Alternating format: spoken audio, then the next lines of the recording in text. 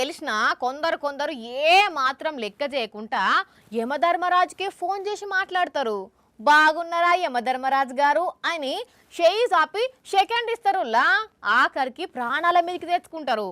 మళ్ళా వాళ్ళకేమన్నా తెలివి ఉండదా అంటే మస్తు తెలివి ఉన్నది. ఇంతకు ఏమైందంటే ఆగు ఆగు ఆగు ఆగు పడుతున్నాడు పడుతున్నాడు పడుతున్నాడు. ఓ పోలీస్ అన్న ఒకసారి వెనకకు చూడవే, నీ వెనక అంత కథ అవుతున్నది.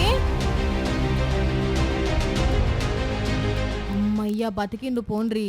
పోలీస్ అన్న జరంత అటీర్ చేసి లేట్ చేస్తే ఆగం కథ ఉండేది. మరి పోయే రైలు ఎందుకు ఎక్కాలనుకున్నాడో ఏమో గాని ఉత్త పుణ్యానికి ప్రాణాల మీదకి తెచ్చుకున్నాడు. విజయవాడ రైల్వే స్టేషన్ లో జరిగిందట.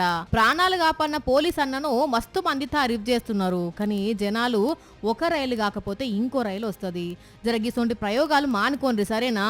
ఇక ఇదిటి ఉంచితే గిడి చూడుండ్రి, ఈ అన్న ఊరికి రైలు ఎక్కితే ఏమైందో. కథ సల్లగుండా ఎంత పనాయపో, ఫోన్ కింద పడ్డది, రైలు స్పీడ్ అయింది. కాకపోతే ఈ అన్నొచ్చి ఫోన్ అందుకున్నాడు. మళ్ళా ఇచ్చిండో ఇయ్యలేదో ఏం జరిగిందో తెలియదు గాని ఇంకా గమ్మత్ ఏందంటే జర్రంత అయితే ఈ ఫోన్ పోయి పట్టాల కింద పడేది. కొందరు జనాలు మాత్రం భలే యాత్రం చేస్తారు పోండ్రి.